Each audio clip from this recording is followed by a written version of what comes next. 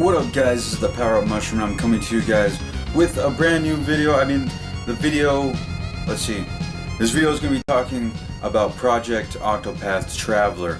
Project Octopath Traveler is one of those games I've been wanting to talk to you guys about for a little bit. It's been out for a while, but I just kind of wanted to get the feel for the game. I kind of wanted to understand the game and just kind of like make sure I wasn't over exaggerating the way this game plays, and just, you know, because there's a lot of hype for me and Project Octopath Traveler.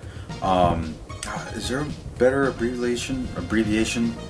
Project Octopath. I'm gonna just call it for POT. I'm gonna call the game POT for right now. So for the game POT, I just don't want to exaggerate, a whole lot about it, because I got really hyped up for this game and just what it's setting out to be and what potentially could be a really amazing game. And I'm just going to start out with that this game, if you guys have played Bravely Default, if you have played Final Fantasy VI or any like 16-bit era game, from the Super Nintendo, like the JRPGs, any Final Fantasies, if you played, I would compare it a little bit like to the battle style Persona with a little bit of Bravely Default mixed with the art style of Final Fantasy VI. Like, that is probably how I can really compare this game to, like, that, if I'm comparing it to any other game, because this game is pretty cool. This game is really awesome, and really it just shines in everything that it tries to do. And if it continues to do this for the full or complete release of the game, I think we could have a real masterpiece on our hands. So right off the bat, like, POT is basically, it's a game where you can pick between one of 8 characters and you can like take on their storylines, and eventually all these storylines, it's obvious that these storylines are gonna eventually, collide, and there's gonna be like one ultimate evil in this game that you're gonna fight. But for right now in the demo, you got 2 characters. One's Primrose and the other one is Ulberic, I think. Yeah, let's go with Ulberic. That is the other guy's name, and yeah, it's Ulberic. I'm making sure I'm freaking reading those. It's Ulberic, and I'm butchering the name right now. Basically, Ulberic, he is an ex-soldier. He used to be a knight who used to protect the king, and he keeps on having these flashbacks of these dreams of how he failed, the day he failed to protect the king, and the day the king died, and the day he was betrayed by somebody he was really close to. And you have Primrose, a girl who, in her flashbacks, you kind of get her backstory of that. As a little girl, these 3 assassins were sent to kill her father, and from that very day, she would go by any means necessary. She would risk everything just to find these assassins and kill each of them for herself. And she would do it by any means possible. And let me tell you that these stories and the themes of this game, they get pretty dark. Like, they get really adultish, and it's kind of this game is going to be rated M for the kind of themes it carries on. One, for instance, Primrose, she kind of sold herself to a man. Basically, she sold herself into prostitution. That's what happened, because she heard that this assassin who is linked to her father's murder keeps on showing his face around this town, and she stays in that town as a prostitute to kind of find the assassin. And it develops in these themes of maybe you're imagining it. What happens to her is just kind of left up to the player to kind of interpret. For me, it kind of seems like, she was beaten and raped by this one guy that she had sold herself to, and she's kind of, she's a prisoner along with a bunch of other women there. And for freaking Ulberic, it has him dealing with just that loss that he had on that day. The day he's a shunned soldier, and he really, that's really that's as bad as it gets, being a shunned soldier. Imagine being in a town where you're not revealing your identity because that it was your job to protect the king, and because of you and your failure, the kingdom is now kind of fallen to this Great Depression. And it just shows where everybody is, and just how bad the kingdom has gotten and this land has been since that day. And really the demo, it doesn't show much for the game. For each character you have about 1 hour of gameplay, but the 1 hour of gameplay for each character, which really is just kind of the dungeon for each character, their first dungeon, it's really unique. they're kind of like implementing this new mechanic where each character is going to have like their own ability, kind of like their own speech options. Like for instance, Primrose, she's more of a dancer, but she can influence the ways a man thinks, or like the way a man is going to respond, and she lures men in to follow her into battle or unlock certain areas in the game, and that's pretty cool. That's pretty cool that she can use her own charm to kind of affect the way other NPCs in the game interact with her. It gets really interesting. I don't want to spoil too much for this game because really I think the first story arc for each character, it kind of like wraps up right there, but this is just the beginning of their journeys, and you can tell by the end of the demo that this is the beginning of both of these characters' journeys, and I really want to see more for what's going to happen. And as far as gameplay and difficulty goes, like I said, it's really similar to Final Fantasy VI, the art style of Final Fantasy VI with Bravely Default and Persona. Persona 5 being that in battle you kind of take these turns to kind of figure out what your opponent's weakness is, and in Persona that's exactly what you do. You kind of mix stuff up, try different moves out, try different abilities to see what that specific enemy is weak to. They could be weak to melee attacks, they could be weak to a specific element that you're using. There's just a lot of things you could be using, and you have to switch up your gameplay.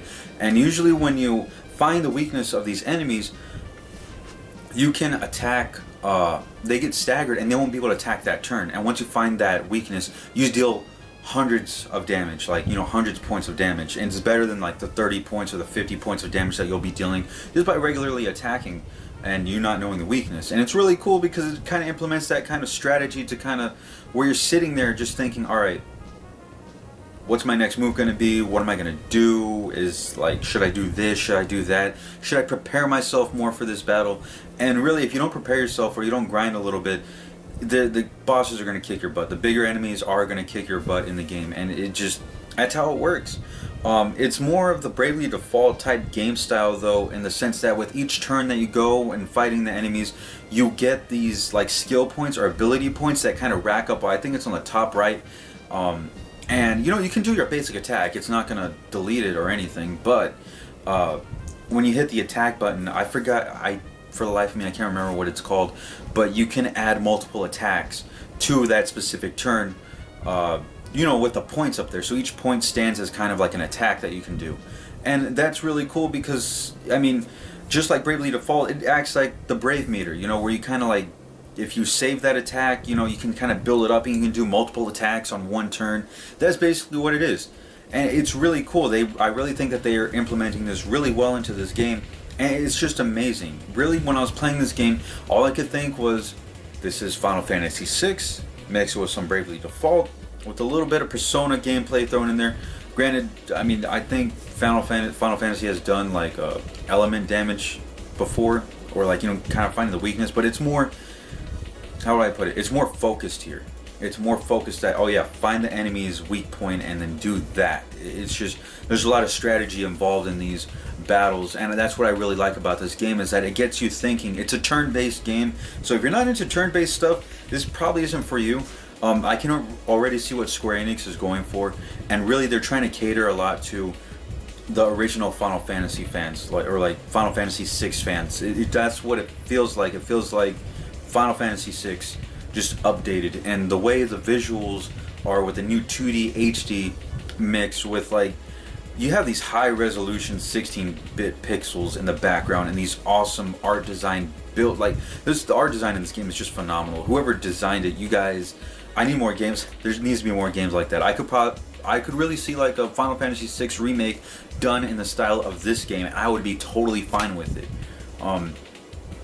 The game, it just overall, it blends so well together. It's with the art style, the characters, how you interact with the world, and not to mention the music.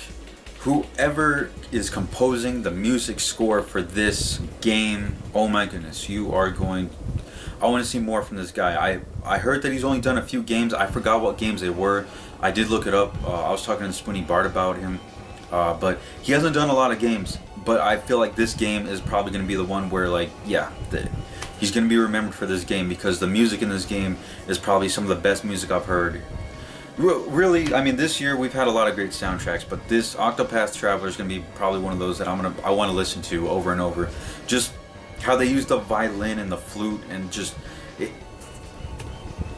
the orchestral arrangements in this game are just amazing, and they're right on par with Final Fantasy VI. I think it's on par with Final Fantasy VI mixed with some Bravely Default. Really, that's the kind of vibe I'm getting from this game. I'm repeating it a lot, I know, but really, that's what it is. It's mixed with Bravely Default, Final Fantasy VI, just oof, like the best combination you could possibly get from Square Enix. And if you guys haven't already, you can download the demo on the Nintendo Switch, and I really think you guys should, because right now Square Enix is kind of encouraging you guys to download it.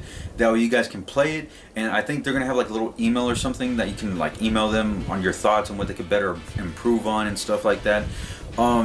As far as bad things go, I mean, the voice acting is pretty good, though my only problem is that sometimes the music kind of overshadows, or like it's too loud and you can't hear the voices sometimes, or sometimes like the voices, it's happened to me a couple of times where the voices just cut off and then it just goes straight into speech bubbles. I don't know, maybe that's because it's an incomplete game, or are we gonna have speech bubbles, or you know, where you just read the text or something.